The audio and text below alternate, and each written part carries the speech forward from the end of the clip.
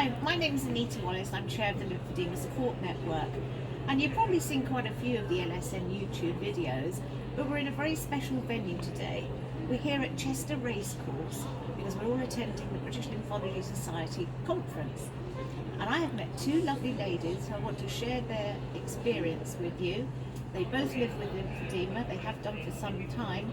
And I want to say hi to Didi and to Claire, and I'm going to ask them to tell you about their stories. So Didi, would you like to kick off? Yes, so as Anita said, I'm Didi. I'm 20 years old and I study law and criminology at the University of Birmingham, but I also have primary lymphedema in the whole of my left leg from groin to foot, and I've had that since I was 12 years old. It was a genetic mutation from birth, but it wasn't something that I was really it wasn't prominent within my leg until I became 12, because I don't know why, puberty and that sort of stuff. So I kind of grew up quite average, just like a normal student. Did athletics, every sport you probably name, I did it. And one day I was at Gifted and Talented Athletics session, and one of the girls kind of looked at me and went, "Why is one of your thighs bigger than the other?" And I looked at it and went, "Oh, that's weird, isn't it?" So me and my mum kind of thought it's a little bit strange, but coaches and doctors said it's a muscle imbalance. So what we decided to do was strengthen up my other leg, because clearly that one was obviously weaker.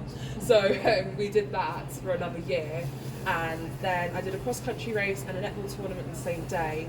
Next day woke up, hot red rashes, fever, leg had swollen up even more. We just assumed I tore the muscle, but I hadn't. It was probably you weren't really aware of cellulitis very much. No, oh no, of course, I'd never heard that word in my life. No. I wasn't very sciencey either, so No. yeah, I would never have heard of it if it weren't for this condition. So yeah, we then realised clearly something has to be wrong because my leg's not going down. So we went to the doctors, consulted Tom to take Calpol to get the swelling down, which obviously Interesting. well, it's not really feasible, is it? Like, I don't think it's going to work for a 6-foot girl who was 6 foot at 13 years old. But yeah, so we decided to get myself referred to GOSH, which is Great Ormond Street Hospital. And yeah, they did a few tests on me. They were discovering whether it was Marfan syndrome. They were just trying to figure out what was wrong. And then they ended up doing a biopsy, which turned out that it discovered I had a lymphatic malformation, but we just couldn't figure out what caused it, or within that how specific the condition was, whether it was primary lymphedema or not. So then I went to St George's when I turned 16, and I'm under Professor Mortimer, which is great. He's amazing. And yeah, so we then found out that I actually had primary lymphedema through lymphotography scans and other scans that they conducted over the course of like another year. So yeah, it was quite a journey getting diagnosed. Yeah, that sounds it. Yeah, it was a good 4 years of just this period of uncertainty on top of school when you're just your child. Absolutely, it's a difficult time. I feel like And I how are you very coping quickly. now? I'm good. I feel like I'm a lot better within myself. I feel more confident in myself. I feel like I've always been a very confident person, but obviously when I hit 15, 16 and I'm hearing, oh, I've got primary lymphedema and it's never going to be cured, and it's just like, it kind of felt like everything crashed on me, like rather than feeling relieved about getting a diagnosis, instead I just felt kind of just overwhelmed with way too much going on. But now I feel like I've found ways of coping with that. And that is through your athletics. Yes, Yes. definitely. Athletics is my lifeline for sure. It is one of those things that have just kept me afloat. I'm holding on to it for dear life. Absolutely. Yeah. And somebody told me you do some modelling as well. I do. I do. I'm with the 1114 agency. Fantastic. Yeah, I'm very new, so I'm a new face. But yeah, so from the campaign in November with jobs, the directors and stuff and the photographers like, "Do you not model?" I was like, "No."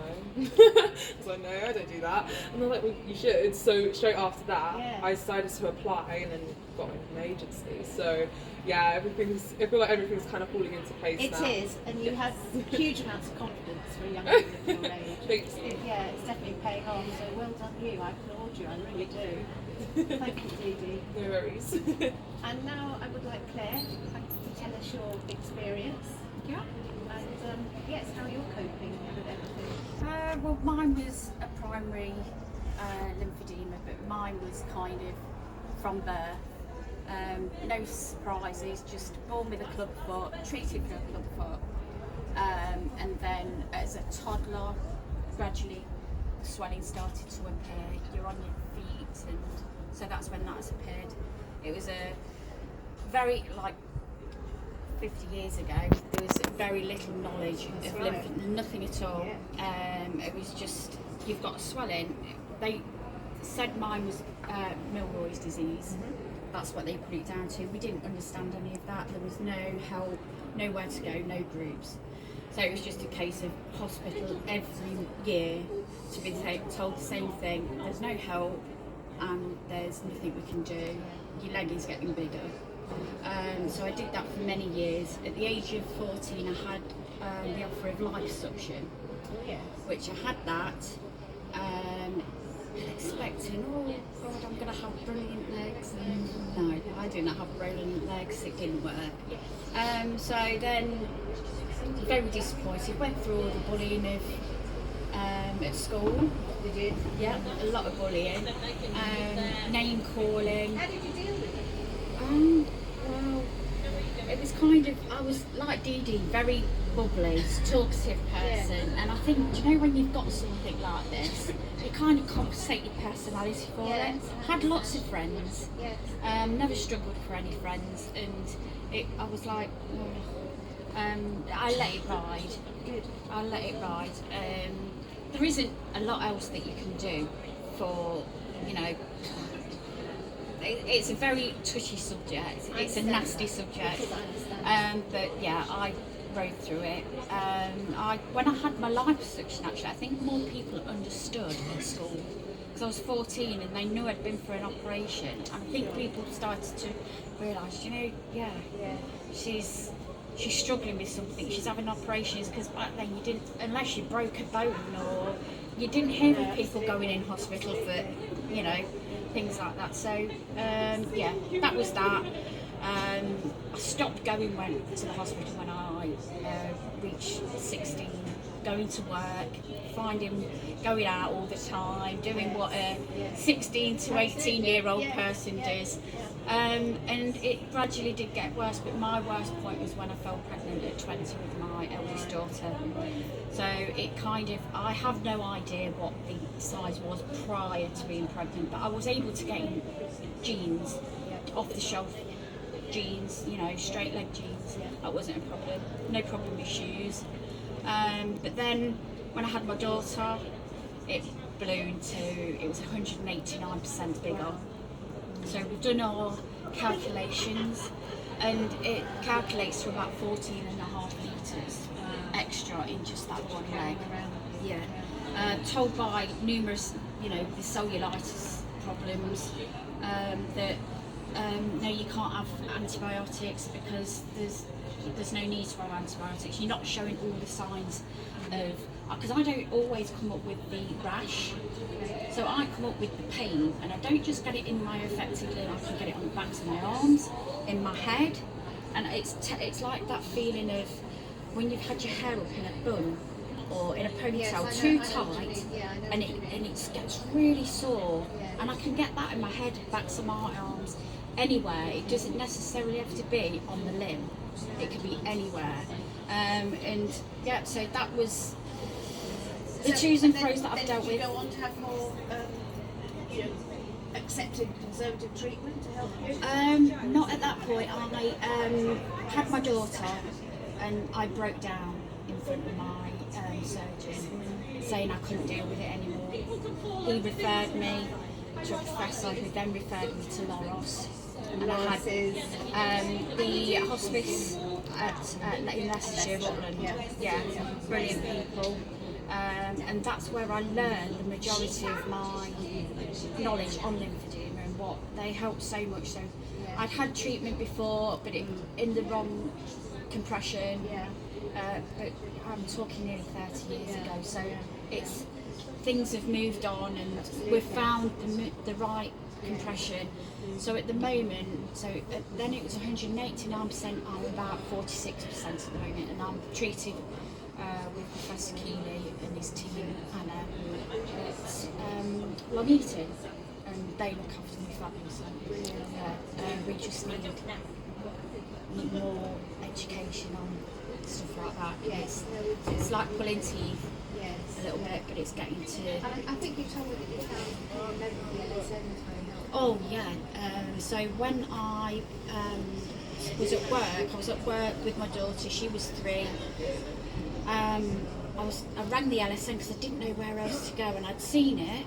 And I thought, I'm going to ring them up, and the lady on the phone asked me what I did for a job, what my history was, advised me that the job I was doing wasn't the best for my legs. I was standing for hours and hours. So I thought, I'm not doing this. I'm not jeopardising it anymore. And I was getting no treatment at then. That's when the LSN got in touch with Vaughan Keeley. They were at Nightingale in Derby. Yeah. He got me an appointment through the LSN, and that's my story. That's how I actually got my help. Was the LSN. So yeah. And what would you like to say to anybody who's been viewing these videos in terms of raising awareness or hoping? Anything you want to add? Just don't lose hope. It can be so easy to kind of go down a spiral, and I always found, so when I was about 17, I was down that spiral for most of that year. I just couldn't find a way back out, and then one day I just kind of looked at it in a different light, and I was a bit like, why should I have to feel like this just at the expense of other people? Yeah. And it's like, you can't put your life on hold for how other people are viewing you. Like, it's not, it's not. I have spoken to a lot of people, and I was myself very angry. So angry with lymphedema. Why have I got this? Why do I have to have this? I've got it. I can't change that. I'm managing it the best I can, and that's all I can say to anybody else that's struggling with it, is that please try and manage it. Please try and demand your help that you're entitled to. Go find it. The LSN will help. They help me.